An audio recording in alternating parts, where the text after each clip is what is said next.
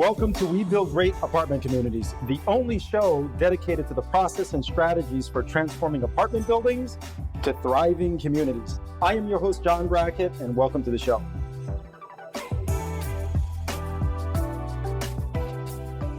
All right, folks, welcome to another great episode of We Build Great Apartment Communities, the only place where you come to learn how to take apartment buildings and turn them into amazing communities. I am your host, John Brackett. I have another great guest. His name is John Casmon, someone who has been in this space doing some really cool things for quite some time now. So John Casmon is a real estate entrepreneur, has partnered with busy professionals to invest in close to roughly around $90 million worth apartment buildings. So John hosts the Target Markt Insights podcast where he covers multifamily and marketing insights. In addition, he is the co-creator of Midwest Real Estate Networking Summit, a non-pitch event to connect like-minded investors. So John, excited to have you on the show. And I think this is a timely conversation because one of your areas, your background also includes, some pretty deep experience in advertising and marketing for some significant brands like General Motors, Nike, Coors Light, among others. And in this case, some commentary around Black Enterprise magazine, which I think is really cool, right? Very prominent magazine. First off, welcome to the show. Excited to get into this. And I think this is going to be a great opportunity to discuss one of your strengths. You have several, but in this case, it's branding and also raising capital, right? Attracting great investors, raising capital to be prepared to deploy for great opportunities. Why don't we start, John, by you sharing with us how you got into marketing and then that transition into real estate, right? In this case, commercial real estate. And then from there, we'll start getting into the discussion of branding and investors because they all kind of complement one another. So please share. Yeah, well, listen, first of all, John, thank you very much for having me on the show today. I'm excited to talk to you and your audience. Yeah, you mentioned my background, right? So I have the marketing background. I've worked on large campaigns for big brands, Coors Light, General Motors, Nike, PepsiCo, lots of different brands that we've been able to touch and work on throughout my career. And my transition into real estate is one that many of your listeners may be somewhat familiar with. So in short, I was in corporate America. I worked on the client side. I've worked at agencies, but I realized that my job was not really secure. And it had a little to do with how great I was. I was very successful early in my career. You mentioned the Black Enterprise magazine. They named me one of the top advertising and marketing professionals in the country. I've been featured in the New York Times for some of the programs that we've executed. We won Ad Age's hottest brands in America back when I was running the Buick brand. So right. I was a part of a team that had a lot of success. But you'll keep in mind that around that time, 2007 to 2011, I was at General Motors running the Buick and running some other accounts. And that was the time we went into bankruptcy. And during that time frame, for me, my job security became in question heavily. And everybody's job around us, just became in question. And it didn't matter how good I was. At the end of the day, it was a numbers game. And I realized that I was just a pawn in this larger scheme. And not to believe the hype, not to believe my own press clippings, and not to believe that the name at the top of my business card, John Casmon, not to believe that that name was the reason for all of the other things that I mentioned to you. It was the name, the big company name. It was the person who held that title that drove a lot of that vision. Black Enterprise didn't just call John Casmon because they love John Casmon. They wanted to talk to the advertising manager for Buick. And the advertising manager for Buick got a lot of perks. He had a lot of recognition and things like that. But I needed to focus on the name at the top of that card, not necessarily the title I held. So many people get caught up in the title that they hold, what companies they're at. That's and a they great don't point. put enough equity into themselves. And I learned this as an intern. It's one of the greatest lessons I ever learned. Great point. Because we get these golden handcuffs because you're working your job. You've got whatever perks come with your job, your salary, your 401k, your travel budget, your team, and you think you're hot stuff, right? And then you see your company go through things. Maybe you don't get that promotion, or maybe they want you to take a lateral move and go into the field, go into the region. They want you to move to another part of the country. And if you've got kids or family, that's a lot to shake up the whole family's life to pick up, move to another state, move to another city. And I saw that with one of our senior directors, and that just really changed the way I looked at it because she moved from California to Detroit to lead up the Buick, Pontiac, and GMC team. And about a year after that, they shipped her to Shanghai. And I was just like, yo, like, y'all can do that? And and this was like someone who was crushing it, very vibrant. And at one point was the face of the company doing all the CNN interviews and Fox News and all that. It just made me realize the politics are crazy. I said a long thing to really say, I recognize that I would not have control over my future in corporate America. I wanted to take control. I remembered a book that I read when I was in college, Rich Dad, Poor Dad. I dusted it off, read it again, realized real estate would have been a great platform for me to build my own investments and take control over my finances. And I started investing. It took a little while to get going. I moved to Chicago, bought a duplex. Shortly thereafter, I bought a 3-unit building, refied that first duplex, bought an 8-unit building, and then ultimately started to scale into larger apartment syndication, working with other investors.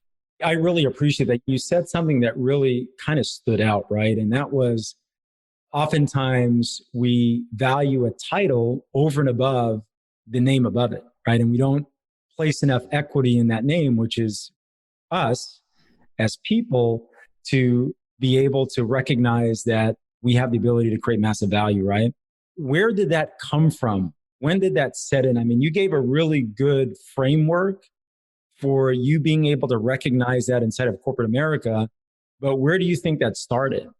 A couple of places, really. There's 3. So one, as a young person, I watched my father who worked a blue collar job. He has 2 jobs in his life. He actually worked 3 jobs, but the third one was because he was on strike from the second job. That experience, just watching him and his mentality, his mindset, as blue collar as you get. I mean, talking working machines, he worked for a steel company. That was his mentality. When they went on strike, I saw him hold the line, and he went 6 months on strike before he had to go find some other temporary work. But I think that just opened it up to understanding like the way the business operated. I remember distinctly, I think I might have been 15 or 16. I remember distinctly reading or somehow coming across something about their stock performance while all this was going on, my dad's company. And the stock performance actually went up because they felt like they were negotiating better terms and better rates with the union. And I just realized that, dude, like they're not paying attention to like the impact on the workers, my dad and his family. This is all about this bigger game. I recognize, like, listen, I didn't set the rules to the game, but if you're going to play, you need to learn how to play. So when I was at GM, it was the same thing, right? Where we would go and they laid off people, and I realized I was a pawn, just like there were a whole bunch of other pawns. Maybe I was a bishop, but I highly doubt that I was really a pawn. And the reality is that we were all numbers, man. They were going to do what they needed to do. So that was the big thing. The second thing was this. As an intern, I remember I told you my father worked blue collar job. We didn't really travel a whole lot, things like that. As an intern, I remember sitting in a creative's office. I was at an advertising agency, and there was a creative. And I remember he had just come back from a shoot out in Hollywood. He just shot this car commercial in Hollywood with the director. I think it was, I don't know, one of those guys. But he just shot this like $1 million advertising campaign in LA. And he's telling us about the trip. And, we're bright-eyed interns. We're in his office and just like, if you guys are watching this, I'm like a little kid with my hands on my cheeks, right? And just in awe as he's talking about the dinners they went to and the places they hung out, the hotel. And this is just so glamorous. And he saw the glee in our minds, and he had to step back and really set us straight. And he's the one who pulled out his business card and he held it up to me. And he said, listen, I want you to understand that all the things I'm telling you, they gave to the art director for this agency. They could care less about me. They gave it to the art director. Whoever filled his role is going to get these perks, assuming, and if you're not good enough, they're going to take you out the role and put somebody in the role. That can be. It's like, you want to talk sports, it's like being the head coach or the quarterback. Yes, everyone loves you when you're winning, but if you're not the head coach or quarterback anymore, do they care about you, right? And that's what became real. And his point was, don't get caught up or fixated on the illusion. This is all an illusion. Focus on building your name, where your name has that credibility, your name has that skill, your name has that impact, no matter what other company or what title is associated with it. So that always stood out to me. And most people think about Rich Dad, Poor Dad. This is the third thing. Most people think about Rich Dad Poor Dad and they go to real estate. That's actually not the biggest thing I took away from that book. The biggest thing I took away from that book was you work to earn skills and to develop skills. Right. Once you develop that skill, you should transition. So for me, that whole time, I was like, you know what? I've been developing this marketing skill. All right. I did as an intern, there's a young professional. I was at General Motors, and I'm like, you know what? I can't really take this skill selling $45,000 vehicles into most other practical businesses.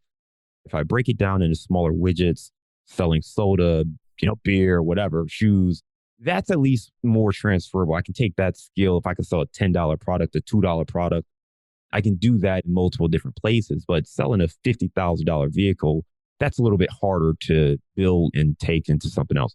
So I went to the agency side, developed that skill a little bit more. And that was really my focus, was becoming a better marketer, because I knew that if I invested in myself and become the best marketer I could be, the opportunities were endless. Ultimately, when I decided to get into multifamily, it seems obvious in hindsight, but I realized that, you know what, this is a business.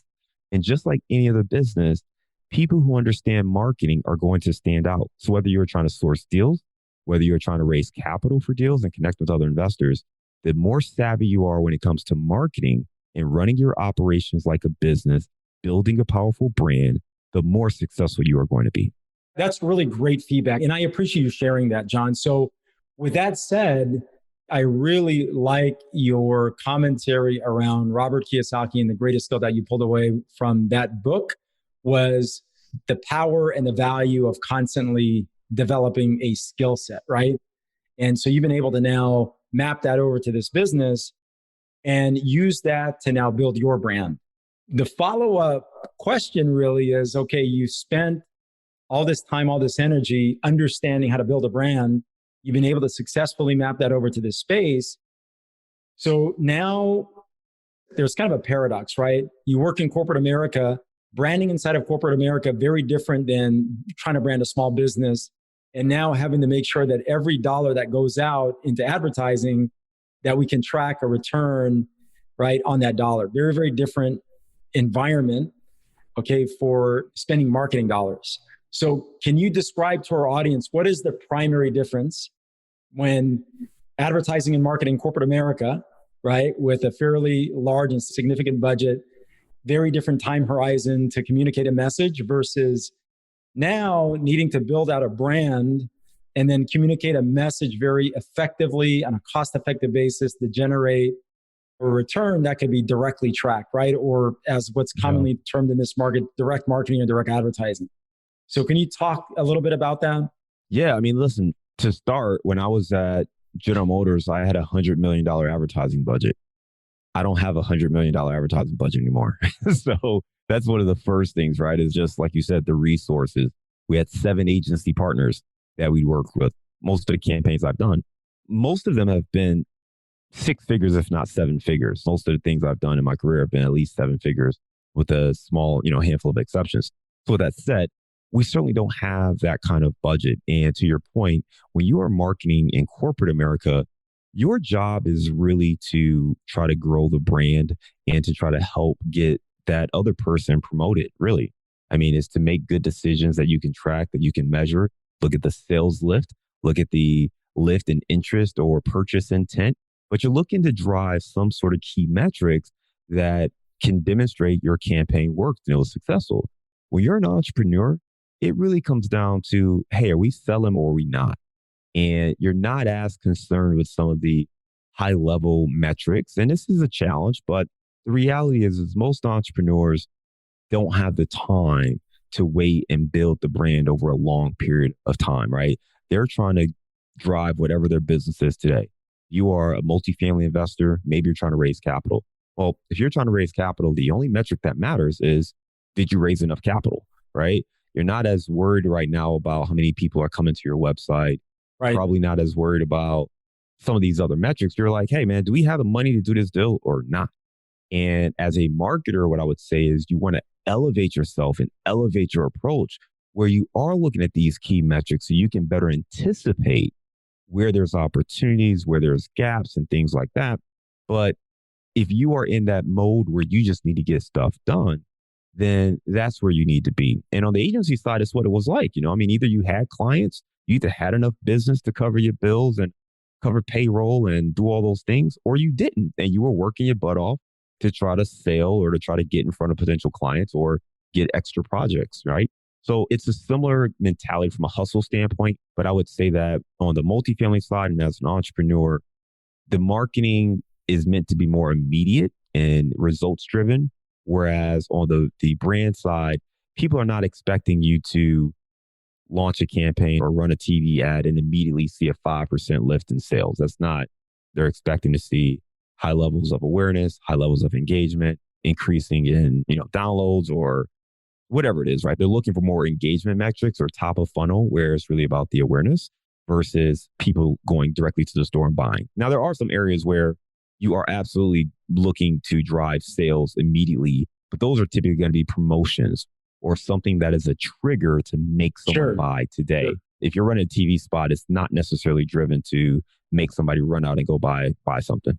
Taking all that experience, right, and that wisdom, now we're going to map this over to multifamily for our audience, right? So can you explain what branding is and how do you make that relevant to small business, right? Especially in this space, the real estate. How do you make branding relevant inside of the business of real estate investing? One of the biggest mistakes or misnomers that I hear is about branding being about the logos, the colors, and, all of those things. That is not what branding is. All right. Branding is about the experience and the brand promise that you present. It's what you stand for. It's the essence of your existence. Now, the logo, the color palette, all that other stuff, the website, that is an expression of the brand. It's a reflection of your brand essence, but it's not the brand. Okay. Branding is not me coming on here and doing a podcast. Okay. That's not you building your brand. Okay. What you are only doing by coming on a podcast is you're expressing that brand. You're sharing elements of who you are, what you stand for, what you represent, but it's not the crux of who you are. Okay. So branding in this sense, it starts really from the inside. What's your company? What do you stand for? What do you represent? What is your reason to be? Who do you serve? How do you help them? What makes you unique? What are your values? And let's just say we're talking multifamily syndication. If you are in multifamily syndication, you and I could both be in multifamily syndication. Doesn't mean we're the same. Just like there can be multiple shoe companies or shoe brands or whatever, right? The brand is how we convey our key points of difference, right? What makes us stand out? What makes us unique? How am I a little bit different from this company, right? You're based in San Diego doing some work out there. I'm in the Midwest. So part of my brand, quote unquote, right, is I am in the Midwest and we're looking at more cash flow heavy deals. Those are expressions of the brand, but that's based on our core values and what we look for in our business. So from a branding standpoint, the simplest way to think about this is a brand is what you want other people to know and think about you, right? And you don't get to control that message, by the way. You get to do everything you can to position yourself that way. But the brand is what they say. It's not what you say. Okay. It's what they say about you. It's not what you say. That was perhaps the best expression of branding that I've had the opportunity to actually discuss. It was really good. It was clear, concise, and actionable, right? So now if we take that content that you provided, that message, that understanding of what branding is, what would be 3 examples that you can share that would make that more tangible to someone that's already operating a real estate investment business and now they want to use that to be able to identify on a deeper level with either a prospective seller or a broker that they're looking to do business with, right? Or stand. Yeah, absolutely. Absolutely. I'll give you a couple of examples, right? Sure. So I have some coaching clients, and one of my coaching clients, they are looking to stand out with industry professionals. And what I mean by that is professionals who are in the construction industry, architects, engineers, folks who already are in this space. So part of what they're doing when you talk about the brand is they are really highlighting how to go from being in the industry as a developer on the construction side of the business to actually getting a slice of equity and being a part of the overall shareholder experience. So you actually are benefiting throughout the entire stay. I have another investor who is really focusing more on the military. So this is a military professional, and they've realized that, many military professionals do not get the education about how to manage their money, how to stretch their income, how to make proper investments so that their funds can last them the rest of their lives. So they are focusing on how to connect with other military professionals and creating experiences and educational platforms that can bring them into the fold. Now, when we talk about how to get in front of brokers, part of what you want to do, and I call this the 3 C's, right? There's 3 C's to raising capital or building those kind of relationships. And the first one is going to be confidence. If you're going to talk to a broker, I like you that. have to be confident. Yeah, and confidence is not based on you just manufacturing a smile on your face and speaking loudly or whatever you think confidence is. Confidence comes from preparation. Okay. That's from listening to podcasts, reading books, underwriting deals, understanding the terms, talking the talk, going to the meetups. It comes from preparation.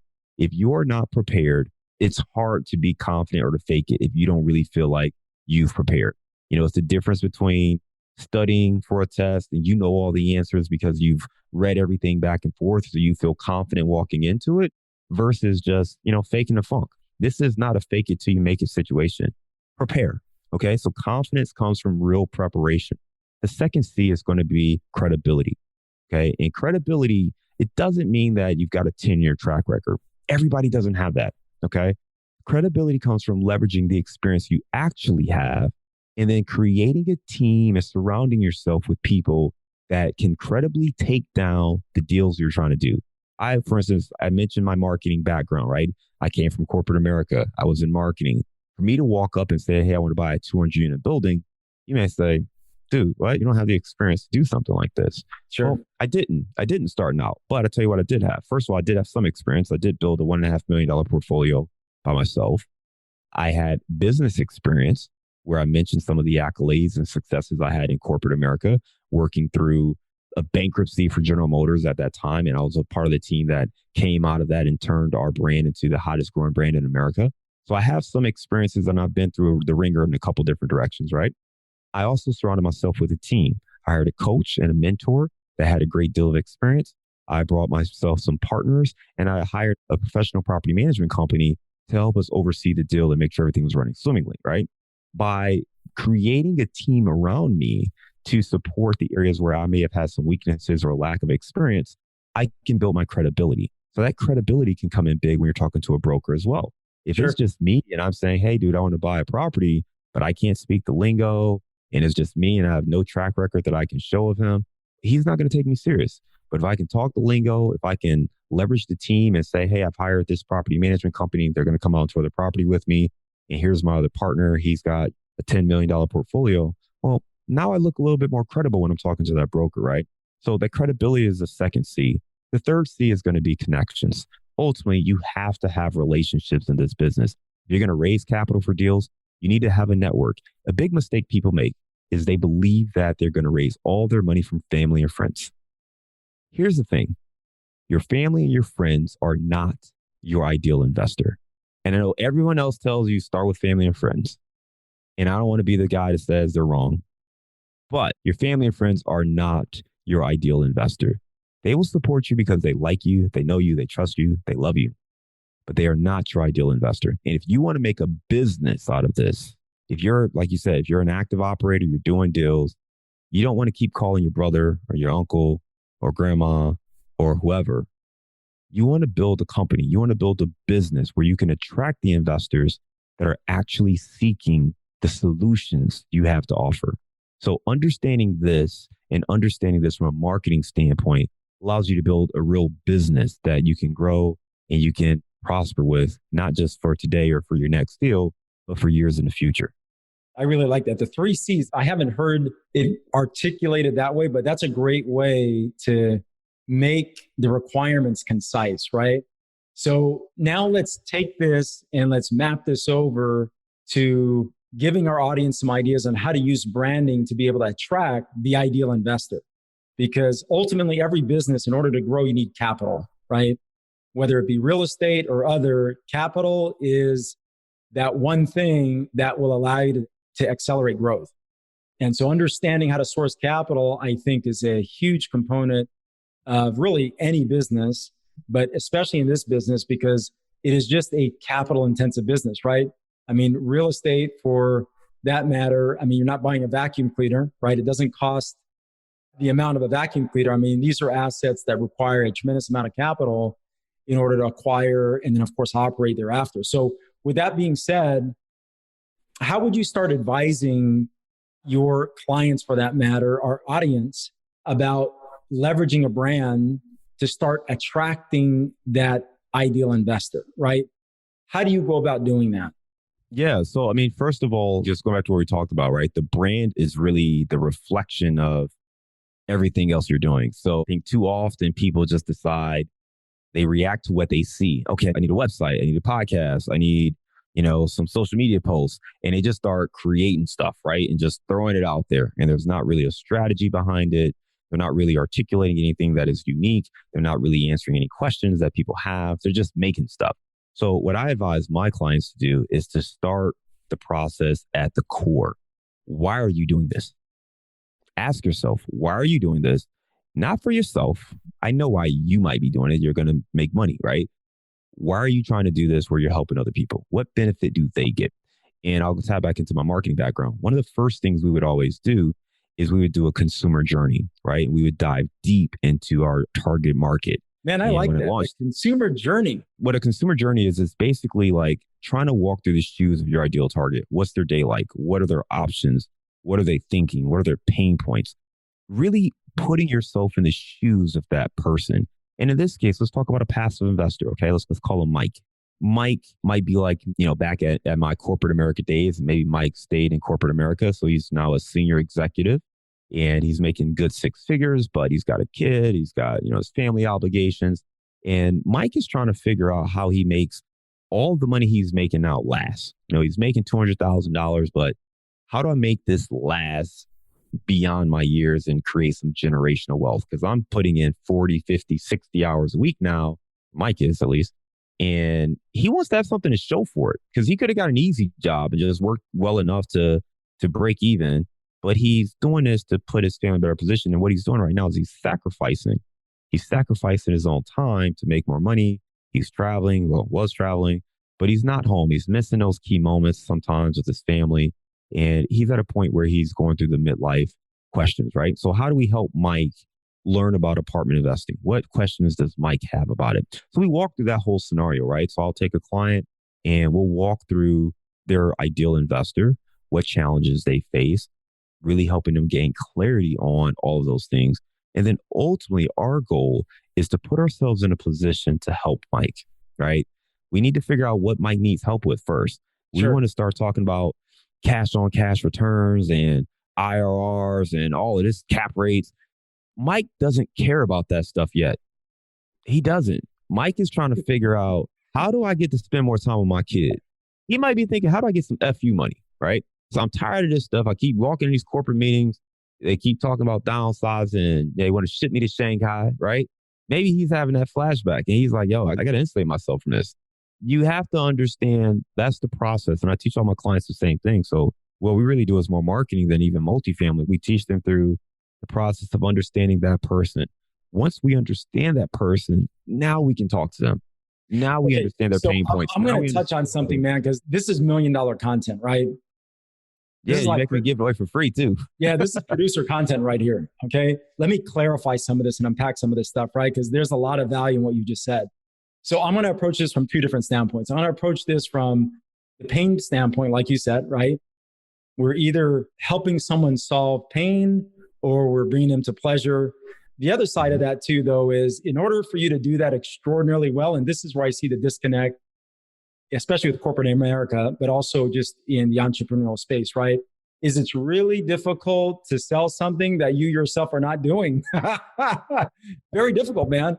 Very, very difficult. So talk a little bit about this, right? In my experience from conversations that I've had with my partners, right, investors over the last, in this case, since 2008, I've learned that there are a couple of buckets that are driving them to want to make investment in this business.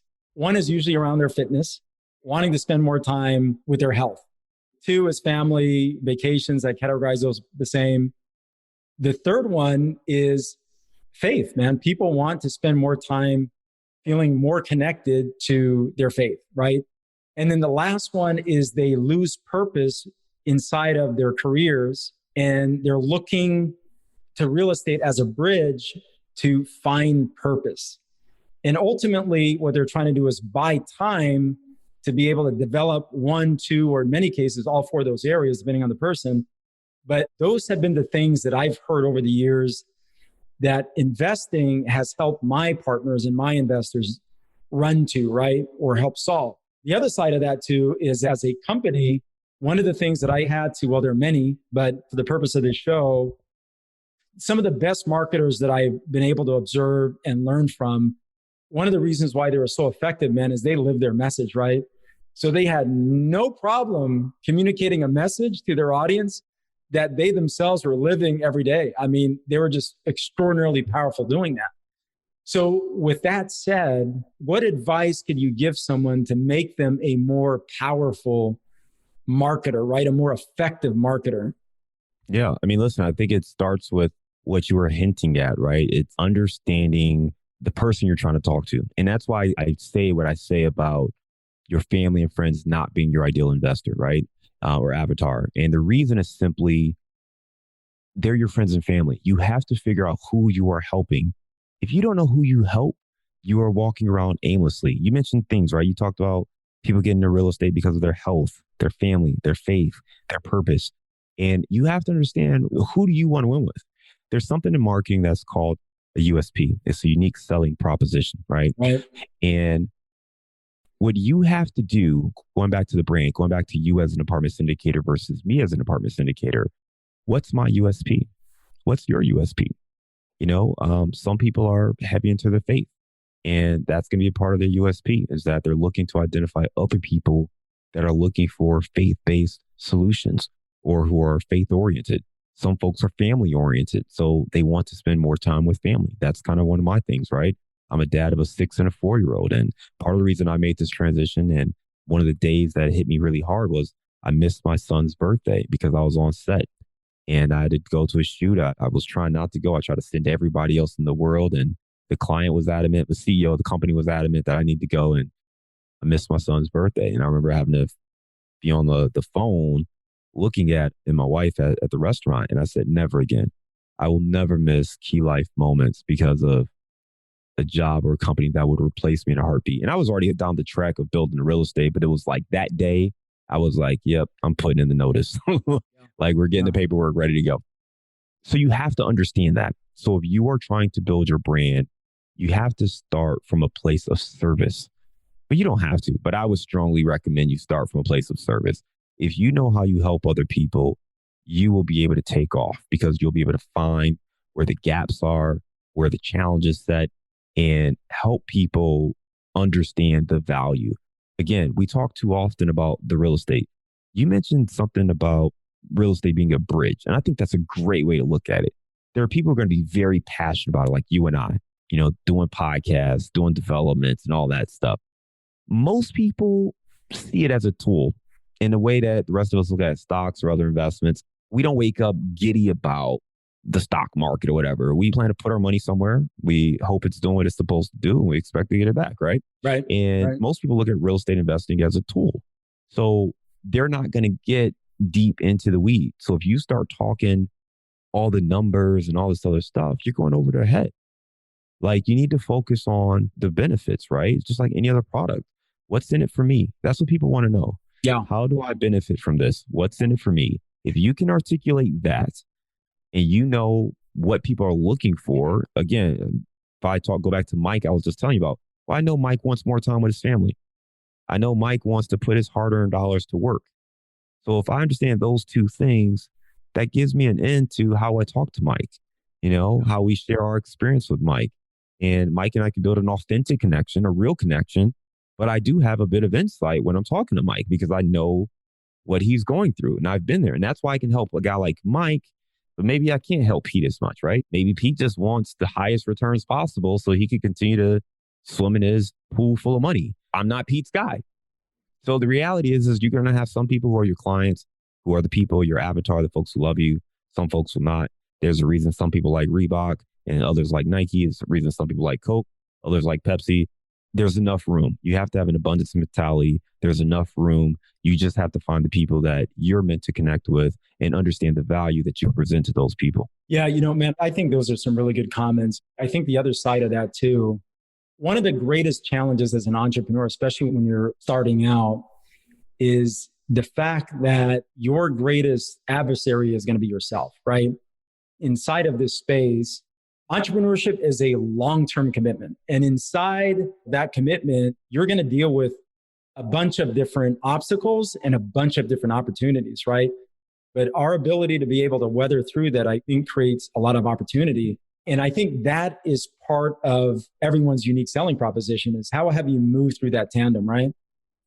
But alongside of that, though, man, one of the things that has really allowed me, I think, to move through that on a long-term basis is just getting really clear, man, with what your values are, because it allows you to make decisions inside of chaos, right? And also when you're being influenced by just a lot of different variables. But when you're really clear on your values, man, I think that gives you a lot of ability to make decisions under pressure that will ultimately impact a lot of other people, right? And I think that's a big component of marketing as well. And I think that's usually, if you're really clear on what that looks like, is usually conveying your message to some degree. The clearer you are on what your values are, that gets communicated through your message as part of your brand. Yeah, man, I just wanted to comment that because I think the way that you've articulated that, it's simple, it's clear, concise, and I think more importantly, actionable, right? I mean, I always say, look, if you're learning or trying to learn something and you can't immediately figure out how to implement it, it's not actionable, probably learning the wrong thing, especially as a small business owner, right? Meaning you're not a Fortune 1000 company.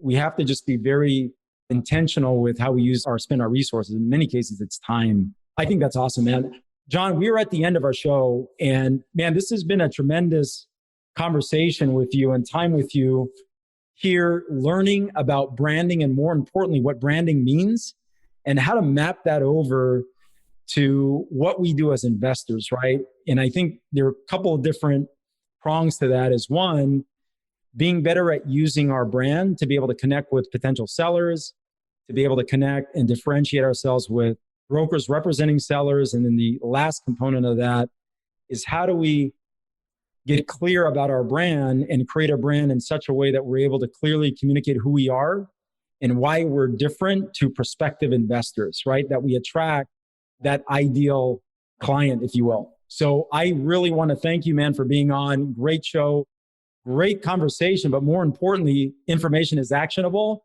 There's a piece in here that I can assure you, man, some $1 million content. I call it producer information, right? Thanks, man, for being on. Before you leave, John, before we ask you to share how our audience can get in touch with you, I know I've been asking you questions here for about 30, 40 minutes or so. So what is the one question that you have for me that you think could add some value to our audience? I think from a development standpoint, the one question I get all the time is, how do you look at risk, right? Because we focus more on value add deals. And when we look at development, you have longer lead time, right? You're not getting the cash flow up front like we're getting when we first buy the deal. So how do you look at the risk and how do you adjust your return projections based on that longer development time frame? Yeah, that's a great question, man. Very, very good question. Let me try to explain it this way. I can only speak to my experiences. My colleagues look at things a little bit different, but for me, it's really based on three things. It's time, energy, and then capital. Okay. And it's the opportunity cost of all of those three is how I measure risk. And there are pricing models to do this. I mean, I've created my own, but I think over time, what ends up happening is you just get really good at, just like when you're pre-flighting a deal, right? You talk to a broker, you talk to a seller, and you start asking some questions to try to pre-flight a deal, you're automatically thinking through those three things. It's time, energy, and of course, capital. So for example, with a development deal, you know that depending on the city you're in, you're looking at approximately 24 months roughly until you have that product leased up, stabilized, producing your target cash flow, right? your stabilized target cash flow. Okay, that's 24 months. So you naturally are spending a lot more time, a heck of a lot more energy. So consequently, the return that you should expect is much higher, right? Whereas, say you're buying an apartment building in an MSA or a heavily densely populated market, right? High income, say downtown San Diego, LA for that matter, or some high income areas in those markets, right? Or in any market for that matter. Likely the cap rate is going to be much lower because it's a reflection of risk, right? And that, of course, is a reflection of time and energy, right? Lower the cap rate, in theory, you should be spending less time and energy stabilizing that property because that's really ultimately what you're paying for, right? Less risk associated with that asset. Well, those are the two extremes. And here's the reality, right? When people talk about risk-adjusted return, I guarantee you, if you put 10 people in a room, no matter how experienced they are, okay, and you give them the exact same deal to case study, they will all have a different answer for that. But I think ultimately what it comes down to is you as an operator really understanding those three factors well enough to where you can make a decision, modeling or not, really understanding how to price that because of those three factors, right? I mean, the less time that you're spending doing something, the less energy that you have to put into it. Inherently, there's just less risk involved in that. And so what I think we try to do well or get better at each year is pricing those three metrics so that we're putting our investors in the best possible position that we can relative to those three things. And it's about explaining, I think, those three things in a manner that really makes sense to people, is that allows you to really price that cost in very well. No, it makes sense. Appreciate you sharing that. Thank you. Yeah, anytime, man. Anytime. Thank you. Appreciate you being on. And man, I want to wish you continued success. John, what is the best way for people to find you? Yeah, I think the easiest thing is we have a sample deal on our website. So if anyone's interested in either what passive investing looks like and want to see a sample deal, or you want to understand how you should be marketing your deals when you have a deal and you want to bring on investors, check out our sample deal package. You can go to casmoncapital.com/sample deal. That'll get you on our newsletter. So you'll get my email and all my contact from there. But that's probably the best way to get in touch. Yeah, awesome, bud. Hey, man, I want to thank you again for being on. I want to wish you continued success. Very excited for your success, for your future success, all the things that you're doing now. Again, appreciate you very much. John Casmon, again, thank you, man, for being on. And I look forward to connecting with you soon, my friend. John, thank you for having me. You take care, okay? Anytime, man. Thank you. Clarity of purpose creates our greatest competitive advantage. When we transform apartment buildings to thriving communities, we improve how people live and create assets with high profit margins. Don't forget to subscribe, like, and share this up with a friend. I'm John Brackett, bringing you things you can implement right away.